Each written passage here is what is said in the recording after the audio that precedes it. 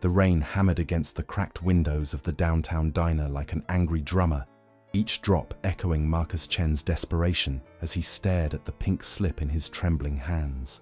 23 years of culinary passion, countless 16-hour days perfecting his craft, and it all came down to this: a mass layoff notice from the corporate chain that had bought out his beloved restaurant 6 months ago. The new owners had decided that streamlining operations meant replacing experienced chefs with minimum-wage line cooks who could heat pre-packaged meals in microwaves. Marcus crumpled the paper and shoved it deep into his jacket pocket, the same worn leather jacket he'd bought with his first paycheck as a sous chef all those years ago. At 45, he felt ancient in an industry that seemed to worship youth and Instagram followers over actual cooking skills. His savings account had dwindled to double digits. His apartment lease was up for renewal next month with a rent increase he couldn't afford, and every restaurant he'd applied to had either ghosted him or given him the same rehearsed speech about going in a different direction. The bell above the diner door chimed weakly as another customer entered, shaking off the October chill. Marcus didn't look up from his cold coffee, the same cup he'd been nursing for 2 hours while avoiding going home to his empty apartment. He'd come here to think, to figure out his next move, but all he could think about was how his grandmother would have shaken her head at seeing him give up.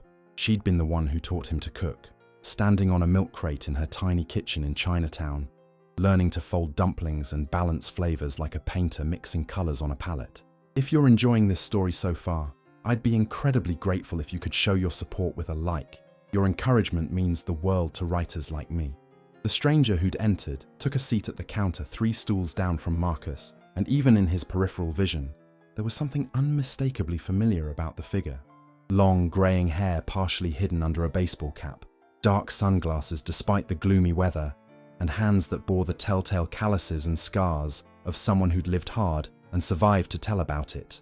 When the man spoke to order coffee, his distinctive Birmingham accent sent a jolt of recognition through Marcus.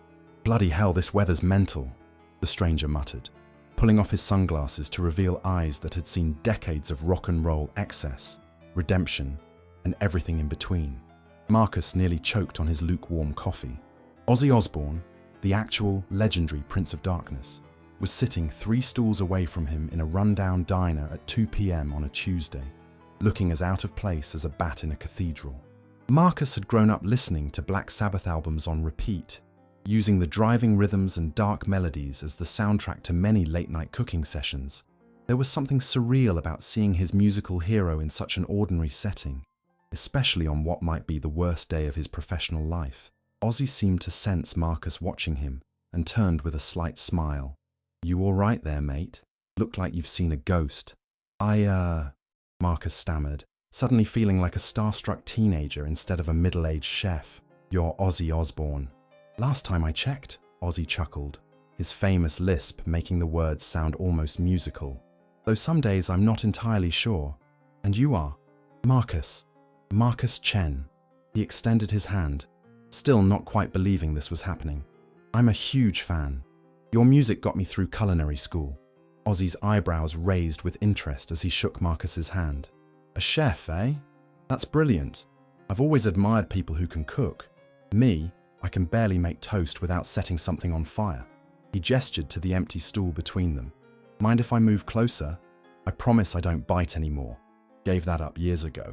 As Ozzy settled onto the neighboring stool, Marcus caught a whiff of expensive cologne mixed with something that smelled distinctly like stage smoke, as if the man carried the essence of 1,000 concerts in his very being.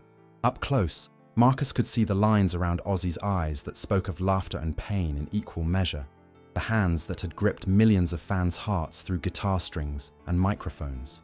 "So, what's got you looking like someone stole your favorite guitar?"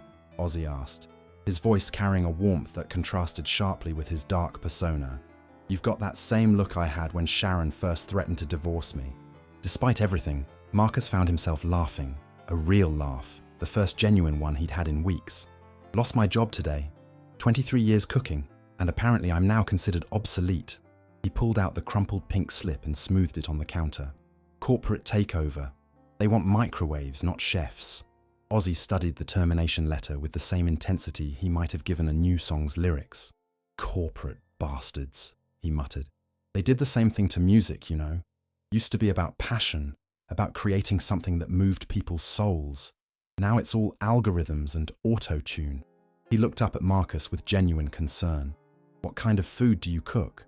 Everything, Marcus replied, feeling a spark of his old passion flickering to life. But my specialty is fusion, taking traditional techniques from my grandmother's Chinese recipes and blending them with whatever local ingredients I can find. I spent 3 years working in food trucks early in my career, and there's something magical about cooking for people who are genuinely hungry, you know? Not just filling their stomachs, but feeding their spirits. Ozzy's eyes lit up with an almost childlike excitement. Food trucks! Bloody brilliant! I've eaten at more food trucks than I can count. They've got soul, those little kitchens on wheels. Much better than those sterile chain restaurants. He paused, drumming his fingers on the counter in a rhythm that sounded suspiciously like the opening to Iron Man. You ever think about starting your own? Marcus let out a bitter laugh. With what money? A decent food truck costs more than I'll see in the next 5 years, assuming I can even find another cooking job. I'm competing with culinary school graduates who'll work for half my salary and post pretty pictures on social media. What if money wasn't an issue? Ozzy asked quietly, his voice taking on a serious tone that made Marcus look up from his coffee. What if someone believed in your food enough to give you a shot at doing it right? That's a nice fantasy, Marcus said, shaking his head. But fairy godmothers don't exist, especially not ones that hand out food trucks to washed-up chefs. Ozzy was quiet for a long moment, staring out the rain-streaked window at the street beyond. When he finally spoke, his voice carried decades of hard-won wisdom. You know, I spent the better part of my youth convinced I was worthless. Dyslexic kid from Birmingham, couldn't read properly, got kicked out of school more times than I can remember. Everyone said I'd never amount to anything. He turned to face Marcus directly. But music saved me, gave me a purpose, a way to connect with people, to create something beautiful out of all that darkness and chaos. Marcus found himself leaning in, captivated by the vulnerability in Ozzy's voice. This wasn't the wild man of rock and roll from the tabloids. This was someone who understood what it meant to feel lost and worthless. The thing is, Ozzy continued, I've been incredibly blessed in my life. More money than I know what to do with. A family that loves me despite all my screw-ups. Fans who still come to see this old bat perform. But I've learned that the real magic happens when you help someone else find their purpose. He paused, studying Marcus's face. I've got a proposition for you, if you're willing to listen. Marcus felt his heart starting to race. I'm listening. There's a food truck lot about 10 miles from here. Nice spot. Gets good foot traffic from the office buildings and the college campus nearby. I happen to know the owner, and there's a space available. Ozzy's lips curled into a mischievous smile. I also happen to know where to get a fully equipped food truck that needs someone with real talent to bring it to life. Ozzy, I can't let you... Let me finish, Ozzy interrupted gently but firmly. This isn't charity, mate. This is business. I invest in things I believe in, and after hearing you talk about your food for 5 minutes, I can tell you've got something special. He leaned forward, his eyes intense. But here's the deal. You don't get a free ride. You'll pay me back every penny, with interest. This is a loan, not a gift. I want to see what you can do when you're cooking for people who appreciate real food. Marcus felt tears threatening to spill over. Why would you do this for a complete stranger? Because 30 years ago, a complete stranger took a chance on a crazy kid from Birmingham who could barely string 2 words together without swearing. Ozzy replied. Don Arden, Sharon's father. He saw something in me when no one else would. Changed my life forever. He extended his hand again. What do you say, Marcus? Ready to cook your way back to the top? The handshake felt like sealing a pact with destiny itself. As they left the diner together, Ozzy insisting on paying for both their coffees despite Marcus's protests. The rain had finally stopped, and weak sunlight was breaking through the clouds for the first time all day. The food truck lot Ozzy led him to was better than anything Marcus could have imagined. Tucked between a bustling shopping district and a community college, it featured 12 spaces for mobile vendors, complete with electrical hookups, water access, and communal seating areas with colourful umbrellas and string lights. Several trucks were already there, serving everything from gourmet grilled cheese to authentic tacos, and the aroma that filled the air made Marcus's mouth water, and his fingers itch to start cooking again. This is incredible. Marcus breathed, watching office workers on their lunch breaks, mingling with college students and families with small children. Look at all these people. Wait until you see the dinner crowd, Ozzy grinned. And weekends? Mental busy. That's when you'll really make your money. He pointed to an empty space at the end of the row, perfectly positioned to catch both the morning commuter rush and the evening dinner crowd. That one's yours if you want it. They spent the next hour walking through the lot, with Ozzy introducing Marcus to the other vendors like he'd been part of the community for years. Maria from the taco truck immediately started discussing suppliers and sharing tips about the best times to prep different ingredients. Jake from the BBQ truck offered to help with setup whenever Marcus was ready to start. Even the competition seemed friendly and supportive, more like a family than rivals fighting over customers. Tomorrow, Ozzy announced as they headed back to his car, a surprisingly modest SUV rather than the limousine Marcus had expected. We're going truck shopping. The dealership specializing in food trucks was like stepping into a culinary wonderland. Dozens of mobile kitchens sat in neat rows, each one representing someone's dream of food independence. Ozzy moved through them with the confidence of someone who'd spent decades making important purchases, asking technical questions about refrigeration systems, exhaust hoods, and generator capacity that showed he'd done his homework. They found it in the back row, a gleaming silver truck with a compact but brilliantly designed kitchen that included a 6-burner stove, a flat-top grill, double convection ovens, a 3-compartment sink, and enough refrigerator and freezer space to keep ingredients fresh for days. The previous owner had apparently given up on the food truck dream after only 6 months, which meant everything was practically new. "What do you think?" Ozzy asked, watching Marcus run his hands over the stainless steel surfaces, like a pianist caressing the keys of a fine instrument. "It's perfect," Marcus whispered, already envisioning the prep work he could accomplish in the space, the dance of cooking that would flow from preparation to plating. "But the price?" "Leave the price to me," Ozzy said firmly. "You focus on the menu." The paperwork took 2 hours, during which Ozzy handled everything with the same meticulous attention to detail that had built his musical empire. He insisted on Marcus signing the loan agreement, fair terms, reasonable interest, and a payment schedule that wouldn't crush him if business started slowly. When the keys were finally handed over, Marcus felt like he was being given the keys to his future. "So what are you going to call it?" Ozzy asked as they stood looking at the truck in the dealership parking lot. Marcus had been thinking about that question since the moment he'd seen the truck. His grandmother had always said that the best meals came from the heart, that cooking was a way of sharing love with the world. "Dragon's Kitchen," he said finally, after my grandmother's Chinese zodiac sign. She always said dragons bring good luck and prosperity. "Dragon's Kitchen," Ozzy repeated, nodding approvingly. "I like it. Has a good ring to it. Mystical, but approachable." They spent the rest of the week planning Marcus's debut. Ozzy proved to be surprisingly knowledgeable about business logistics, helping Marcus navigate health department regulations, secure proper permits, and even design a simple but eye-catching logo.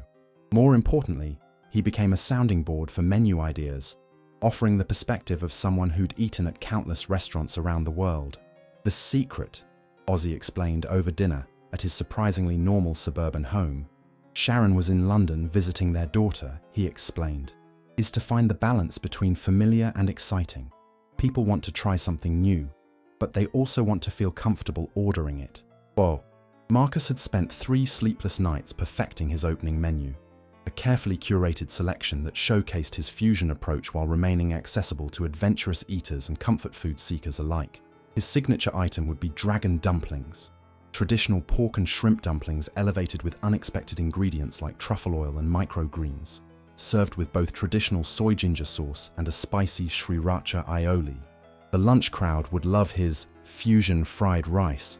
Classic technique meets global flavors, with options ranging from Korean-inspired kimchi and beef to Mexican-influenced chorizo and jalapeno. For those seeking heartier fare, he'd developed what he called East meets West bowls, perfectly prepared rice or noodles, topped with beautifully seasoned proteins and vegetables that borrowed techniques from Chinese stir-frying, Japanese teriyaki, Thai curry, and even Southern American comfort food. Each bowl would be a complete meal, Instagram-worthy in presentation but substantial enough to satisfy the hungriest construction worker. The night before opening day, Marcus found himself alone in the truck at 2 a.m., doing final prep work and trying to calm his nerves. 23 years of professional cooking, and he'd never been this terrified. Everything he'd worked for, everything Ozzy had invested in him, would be judged by complete strangers who could walk away if his first impression wasn't perfect. His phone buzzed with a text message from Ozzy. "Remember, you're not just feeding their bodies, you're feeding their souls. Trust your instincts, cook with love, and the rest will follow. See you in the morning." Opening day dawned crisp and clear, with the kind of autumn sunshine that made everything look more vivid and promising. Marcus arrived at the truck at 5 a.m. to start prep work, his hands moving through familiar motions that gradually calmed his racing heart. Dicing vegetables, marinating proteins, preparing sauces. Each task grounded him in the craft he'd spent decades perfecting. By 11 a.m., a small crowd had gathered around Dragon's kitchen, drawn by the incredible aromas wafting from the exhaust hood and the sight of Marcus working with obvious passion and skill. The first customer was a nervous-looking college student who ordered the most basic item on the menu, a simple fried rice with chicken. Marcus prepared it like he was cooking for a food critic, every grain of rice perfectly separated, the chicken tender and flavorful, the vegetables crisp and colorful. When he handed it over, the student took one bite, and his eyes widened in surprise and delight. "Oh my God," he said loudly enough for the growing crowd to hear. "This is incredible." Words spread through the lunch crowd like wildfire. By noon, Marcus had a line 15 people deep, all eager to try the food that was generating so much excitement. Each order was an opportunity to share his passion, to create a small moment of joy in someone's day. The dragon dumplings were an immediate hit, sophisticated enough to impress the business crowd, comfort food satisfying enough to please everyone else. But it was the East meets West bowls that became the real sensation. Marcus watched customer after customer take their first bite and pause, their expressions shifting from mild curiosity to genuine amazement. These weren't just fusion experiments. They were perfectly balanced meals that honored the best of multiple culinary traditions while creating something entirely new. Ozzy appeared around 1 p.m., trying to blend into the crowd, but failing miserably as several people recognized him and started taking selfies. He ordered one of everything on the menu, claiming he was conducting quality control research, and made a show of trying each item with the theatrical appreciation that had made him a legendary performer. "Ladies and gentlemen," he announced loudly enough for half the food truck lot to hear, "this is what real food tastes like. This chef is a bloody artist." The endorsement from a rock legend drew even more curious customers, but Marcus noticed that people kept coming back because of the food, not the celebrity connection. By 2 p.m., he'd sold out of several menu items and was scrambling to prep more ingredients for the dinner rush. The afternoon brought a different crowd. Families with children, elderly couples out for a lunch date, groups of friends meeting up after work. Marcus found himself customizing orders, adjusting spice levels, and accommodating dietary restrictions with the same attention he'd once given to creating tasting menus for high-end restaurants. Each interaction was personal, each meal prepared with genuine care. As the sun began to set, painting the food truck lot in golden light, Marcus realized he hadn't thought about his old job or his financial worries all day. He'd been too busy doing what he loved, sharing his passion with people who appreciated it. The cash box was full, but more importantly, his soul felt full in a way it hadn't for years. The evening crowd brought new challenges and new triumphs. A group of food bloggers showed up around 6 p.m., smartphones ready to document and critique every aspect of their experience. Marcus served them his best work, explaining the inspiration behind each dish and the techniques he used to achieve the perfect balance of flavors and textures. Their Instagram posts went live within minutes, accompanied by captions full of superlatives and recommendations. Our Dragon Kitchen started trending locally, with customers posting photos of their meals and tagging friends to come try this amazing new fusion truck. By closing time at 9 p.m., Marcus was exhausted but exhilarated. He'd served over 200 customers, earned more in one day than he'd made in a week at his old job, and received feedback that ranged from delicious to life-changing. But more than the money or the praise, he felt the deep satisfaction that came from doing work that mattered. Ozzy helped him clean up, rolling up his sleeves and scrubbing surfaces with surprising efficiency. Sharon made me learn to clean up after myself, he explained with a grin. Said if I could trash a hotel room, I could bloody well clean a kitchen. As they finished loading the truck with supplies for the next day, Ozzy placed a hand on Marcus's shoulder. How does it feel? Marcus looked around the nearly empty food truck lot, at the other vendors cleaning their own kitchens and counting their own daily earnings, at the community he'd suddenly become part of. Like coming home, he said quietly. Like this is what I was meant to be doing all along. That's the beautiful thing about second chances, Ozzy replied. Sometimes they show you that you were on the right path all along. You just needed the right vehicle to get there. The next few weeks passed in a blur of increasing success. Word continued to spread about Dragon's Kitchen, and Marcus found himself serving regular customers who knew their orders by heart, alongside curious newcomers drawn by online reviews and social media buzz. He established relationships with local suppliers, sourcing the freshest ingredients and supporting other small businesses in the process. The other food truck vendors became like family, sharing customers during busy periods and offering support during slow days. Maria taught him Spanish phrases that helped him connect with Latino customers. Jake shared his secrets for managing inventory and minimizing waste. The sandwich truck owner introduced him to her bread supplier, who offered Marcus custom buns perfect for his fusion sliders. Most importantly, Marcus rediscovered the joy of cooking that had been slowly crushed out of him by corporate policies and profit margins. Every meal was an opportunity to create something special, to surprise and delight someone who'd chosen to trust him with their lunch or dinner. He started experimenting with daily specials, seasonal ingredients, and customer requests, turning Dragon's Kitchen into a true culinary laboratory. Ozzy remained a consistent presence, stopping by at least twice a week to try new menu items and offer encouragement. He never interfered with Marcus's decisions, but he was always available when Marcus needed advice about business challenges or creative direction. Their friendship deepened beyond the initial mentor-mentee relationship into something more like brothers united by a shared understanding of what it meant to create art that connected with people's hearts. 6 months after opening, Marcus received his first major review from the city's most respected food critic. She'd apparently been visiting Dragon's Kitchen anonymously for weeks, trying different menu items and observing the operation. Her review, published in the weekend edition of the newspaper, was a love letter to Marcus's cooking and his approach to fusion cuisine. In an era of corporate chains and Instagram-friendly mediocrity, she wrote, Dragon's Kitchen represents everything that's right about American food culture. Chef Marcus Chen has created a menu that honors tradition while embracing innovation, serving dishes that are both comfortingly familiar and excitingly unexpected. This is destination dining from a food truck, and Chen deserves recognition as one of our city's most talented chefs. The review changed everything. Suddenly, Marcus was fielding calls from restaurant investors, catering companies, and Food Network producers. Local television stations wanted to feature Dragon's Kitchen on their morning shows. Food magazines requested interviews and recipe features. A publisher approached him about writing a cookbook. Through it all, Ozzy remained his anchor, helping him navigate the sudden attention while staying true to his original vision. Don't let success change the thing that made you successful, he advised during one of their weekly dinner meetings. You've got something special here. Don't sacrifice it chasing someone else's definition of bigger and better. Marcus took the advice to heart, turning down most of the offers that would have taken him away from the food truck. Instead, he focused on perfecting his operation, expanding his menu thoughtfully, and building relationships with his growing customer base.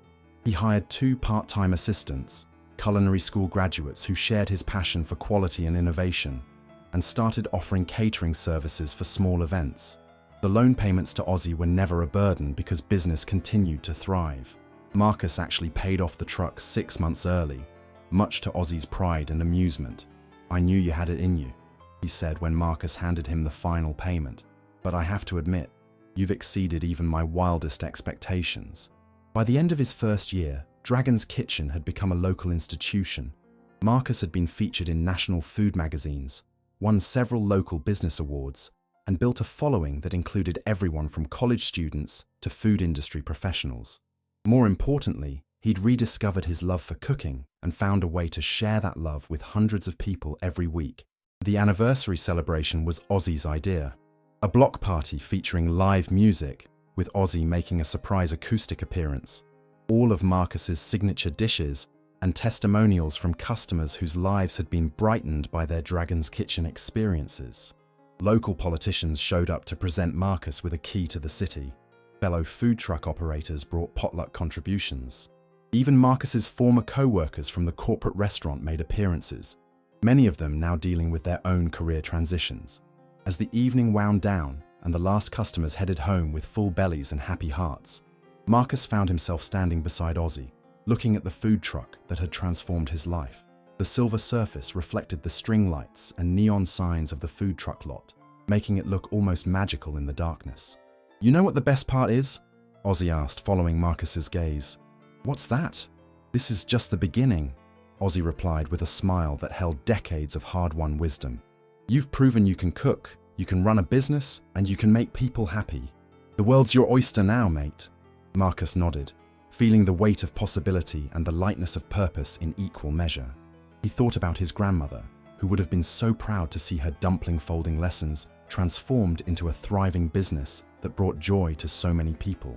He thought about all the corporate executives who dismissed him as obsolete, never understanding that passion and skill couldn't be replaced by microwaves and cost-cutting measures.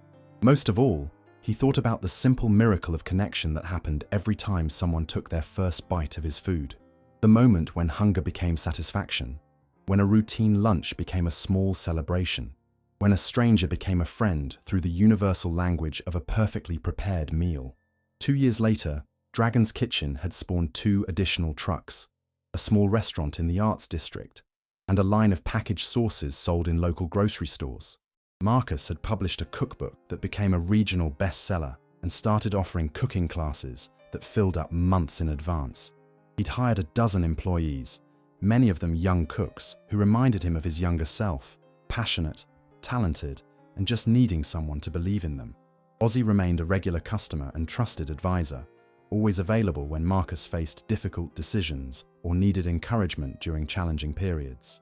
Their friendship had become one of the most important relationships in both their lives, proof that meaningful connections could form in the most unexpected circumstances and grow into something that enriched both people involved. But perhaps the most meaningful development was the scholarship program Marcus established in partnership with the local culinary school. Every semester, Dragon's Kitchen sponsored 2 students from low-income families, providing them with tuition assistance and mentorship opportunities. Marcus remembered too well what it felt like to have talent but lack opportunity, and he was determined to ensure that financial circumstances didn't prevent other passionate cooks from pursuing their dreams. The scholarship recipients often worked part-time at Dragon's Kitchen, learning not just cooking techniques but business skills, customer service, and the countless small details that separated successful restaurants from failed ones. Marcus saw his younger self in their eager faces and boundless energy, and he took the same joy in nurturing their development that Ozzy had taken in supporting his comeback. On quiet Sunday mornings when the trucks were closed, Marcus often found himself reflecting on the chain of events that had led him from that rain-soaked diner to his current success. A chance encounter with a rock legend, a conversation between strangers, a willingness to take a risk and accept help. It all seemed impossibly unlikely and yet perfectly inevitable. He kept a framed photo in his office of himself and Ozzy on opening day, both of them grinning with nervous excitement as they prepared to find out whether Dragon's Kitchen would succeed or fail. Looking at it always reminded him that success wasn't just about talent or hard work. It was about recognizing opportunity when it appeared and having the courage to seize it, even when the outcome was uncertain. The food truck lot had become a second home to Marcus, a place where he'd learned to balance artistic ambition with commercial reality, where he'd discovered that feeding people's bodies and souls could be both personally fulfilling and financially rewarding. Every morning when he unlocked Dragon's Kitchen and started the prep work for another day of service, he felt the same surge of anticipation and purpose that had carried him through that first terrifying and exhilarating opening day. His story had become local legend, the unemployed chef who caught a break from a rock star and turned it into culinary success. But Marcus knew the real story was more complex and more beautiful than any fairy tale. It was about human connection, about the willingness to help a stranger, about the power of second chances, and the importance of never giving up on your dreams, no matter how impossible they might seem. As Dragon's Kitchen continued to thrive and grow, Marcus remained committed to the principles that had made it successful from the beginning: quality ingredients, innovative techniques, genuine hospitality, and the belief that every meal was an opportunity to create a moment of happiness in someone's day. These weren't just business strategies, they were expressions of his deepest values and his gratitude for the opportunity to do work that mattered. The partnership with Ozzy had evolved into something neither of them had expected: a friendship built on mutual respect, shared values, and the understanding that true success meant lifting others up along the way. Together, they'd proven that magic could happen when experience met opportunity, when talent met support, when someone with resources chose to invest in someone with potential. And every time a customer took their first bite of Dragon's Kitchen food and smiled with surprise and delight, Marcus was reminded of why he'd fallen in love with cooking in the first place: the simple, profound joy of nourishing people and bringing them together around the universal experience of a perfectly prepared meal. The rain that had seemed so ominous on that dark October day had washed away an old life and cleared the path for something infinitely better. Sometimes the end of one dream was just the beginning of another, and sometimes a chance encounter with a stranger could change the entire trajectory of a life. In Marcus's case, both had proven beautifully, transformatively true. Thank you so much for taking this incredible journey with Marcus and Ozzy. If this story moved you, inspired you, or simply entertained you, I would be absolutely thrilled if you could show your support with a like. Your engagement helps stories like this reach more readers who might need a reminder that second chances and unexpected friendships can truly change lives forever.